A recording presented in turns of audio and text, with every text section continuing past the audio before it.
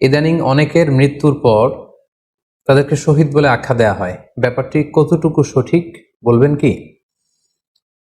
প্রিয় ভাই, রাসেলের উত্তরে আমরা বলতে চাই যে এ পৃথিবীতে আল্লাহর দ্বীনকে বাস্তবায়ন করতে যে অথবা বিজয়ী করতে যে কাফেরদের বিরুদ্ধে সশস্ত্র সংগ্রামে যে মুমিন ব্যক্তি নিহত হয় তাকে শহীদ বলে। আই রিপিট, আমি আবারও বলছি, আল্লাহর জমিনে আল্লাহর দ্বীনকে বিজয়ী করতে যে কাফেরদের বিরুদ্ধে সশস্ত্র সংগ্রামে যে মুমিন ব্যক্তি নিহত হয় তাকে শহীদ বলা হয়।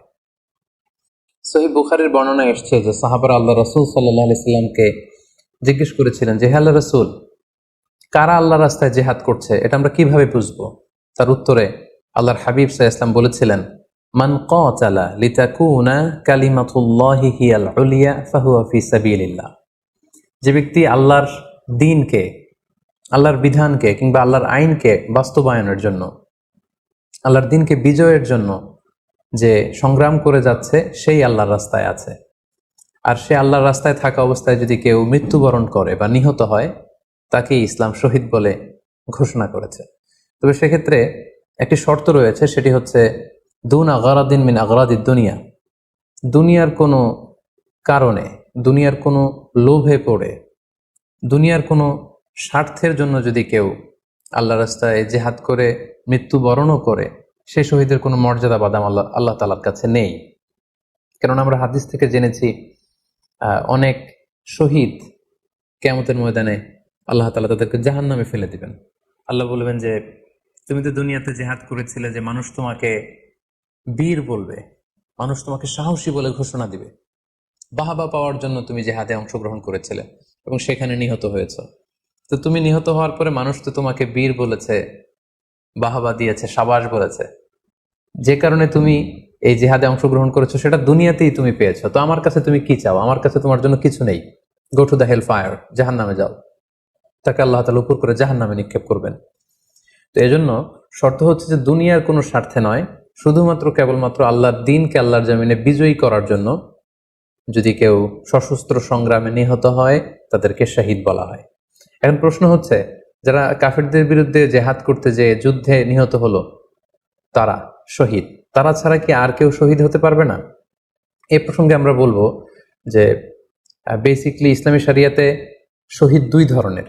ইবনু হাজার আল আসকালানি উনিও শাহাদাতের প্রকারভেদ করতে যেয়ে বলেছেন যে শহীদ দুই প্রকার। একটা হচ্ছে শাহিদুদ দুনিয়া ওয়াল আখিরা, যেটা আমরা বলেছি যারা আল্লাহর রাস্তায় নিহত হয়েছে তারা। আরেকটা হচ্ছে শাহিদুল আখিরা, যারা দুনিয়াতে আল্লাহর রাস্তায় নিহত হয়নি কিন্তু পরকালে তারা শাহাদাতের মর্যাদা লাভে ধন্য হবে। প্রথম প্রকার হচ্ছে শাহিদুদ দুনিয়া ওয়াল আখিরা, যেটাকে আমরা বলি শাহাদাতে হাকিকি, মানে প্রকৃত শহীদ। এরাই হচ্ছে মূলত শহীদ। এদেরকে আল্লাহ তাআলা মৃত বলতে নিষেধ করেছেন। আল্লাহ তাআলা বলেছেন, ওয়ালা তাকুলু লিমান ইউকতালু ফি সাবিলিল্লাহি আমওয়াত বাল আহইয়া ওয়ালাকিন লা তাশউরুন। যারা আল্লাহর রাস্তায় জীবন দিয়ে নিহত হয়েছে তাদেরকে তোমরা মৃত বলো না, বরং তারা জীবিত।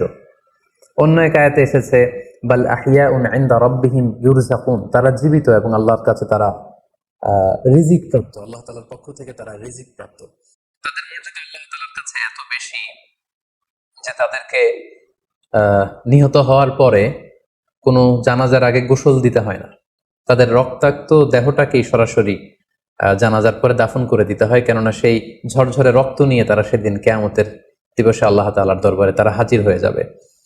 এবং আমরা যদি কোরআনের দিকে তাকাই, কোরআন আমাদেরকে জানিয়েছে, আনা আমাল্লাহু আলাইহিম মিনান নাবিয়িন ওয়াস সিদ্দিকিন ওয়াশ শুহাদাই ওয়াস সালিহিন, মানে সবচেয়ে শ্রেষ্ঠ তাবাকা বা দারাজা হচ্ছে নবীদের দারাজা, নবীদের পরে হচ্ছে সিদ্দিকিনদের দারাজা, এবং সিদ্দিকিনদের পরেই যাদের মর্যাদা আল্লাহ তাআলার কাছে সবচাইতে বেশি তারা হচ্ছে শুহাদা। এজন্য প্রতিটি মুমিনের জীবনের আকাঙ্ক্ষা বা তামান্না থাকা উচিত তারা যেন শাহাদাতের মৃত্যু আল্লাহ তাআলার কাছে কামনা করে। এবং আমরা যদি সাহাবাদের জীবনের দিকে তাকাই তাহলে দেখবো ওনারা সবসময় আল্লাহ তাআলার কাছে শাহাদাতের মৃত্যু কামনা করতেন। সাইয়েদনা ওমর ফারুক রাদিয়াল্লাহু তাআলা আনহু আল্লাহ তাআলার কাছে সবসময় শাহাদাতের মৃত্যু চাইতেন।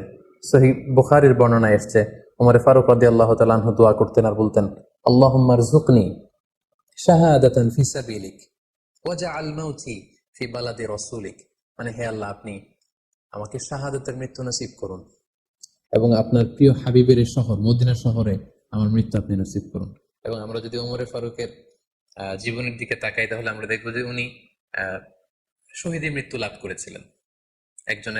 একজন অ্যাসাসিনেটরের মাধ্যমে আত্মাইর আঘাতে তিনি শহীদ হয়েছিলেন। এবং আল্লাহ রাসূল সাল্লাল্লাহু আলাইহি ওয়াসাল্লামের পাশে আবু বকর রাদিয়াল্লাহু তাআলা আনহুর কবর, তার পাশেই কিন্তু ওমরে ফারুকের কবর।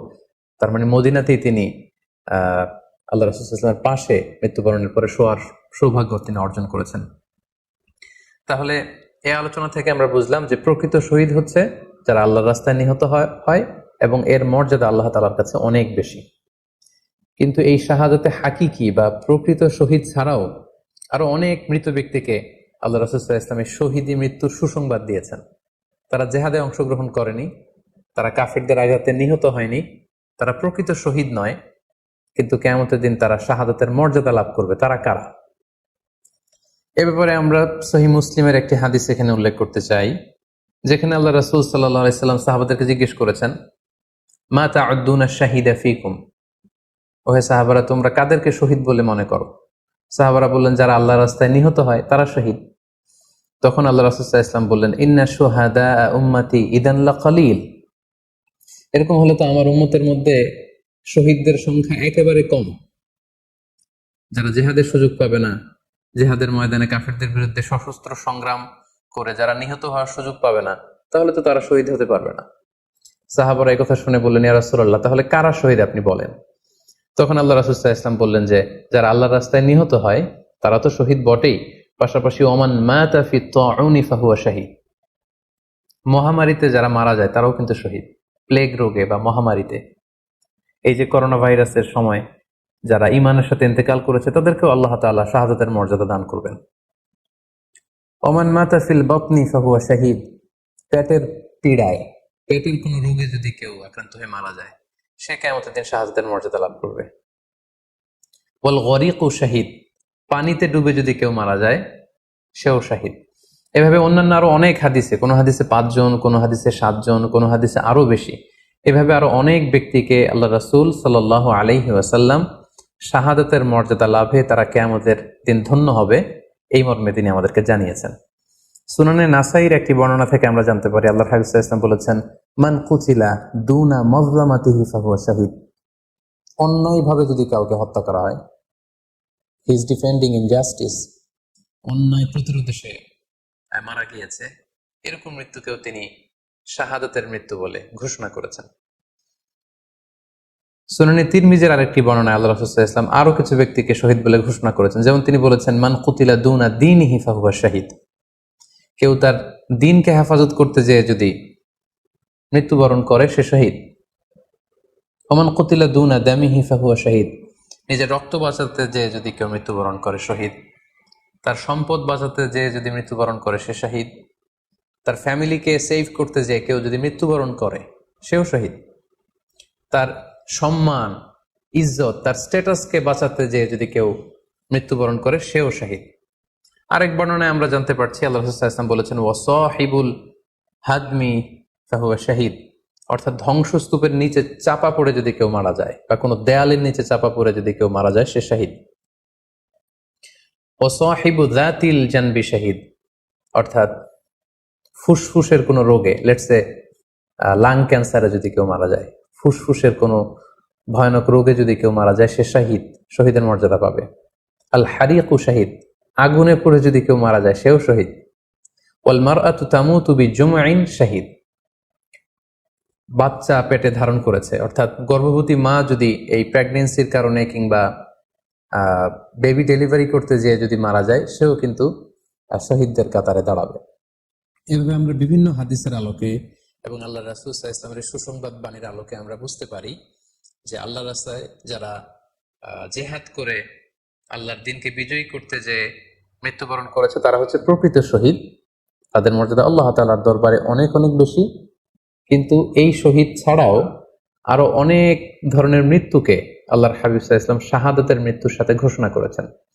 সো যারা জেহাদে মারা গেল তারাই শহীদ, বাকিদেরকে শহীদ বলা যাবে না, এই কথাটি ঠিক নয়। বরং আল্লাহ রাসূল সাল্লাল্লাহু আলাইহি ওয়াসাল্লাম নিজেই চেয়েছেন, তিনি বলেছেন যে তোমরা যদি শুধু এই এক শ্রেণীকে শহীদ বলো তাহলে তো আমার উম্মতের মধ্যে শহীদের সংখ্যা একেবারে কম।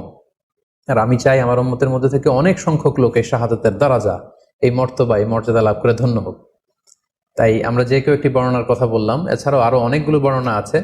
এই ধরনের মৃত্যু যারা বরণ করেছে, লেটসে পানিতে ডুবে, আগুনে পুড়ে, পেটের পীড়ায়, নিজের সম্পদ বাঁচাতে যে, অন্যায়ের প্রতিরোধ করতে যে, সন্তান ভূমিষ্ঠ করতে যে, এরকম যত ধরনের মৃত্যু রয়েছে, এ ধরনের মৃত্যুকে আল্লাহ রাসূল সাল্লাল্লাহু আলাইহি ওয়াসাল্লাম শহীদী মৃত্যু বলেছেন।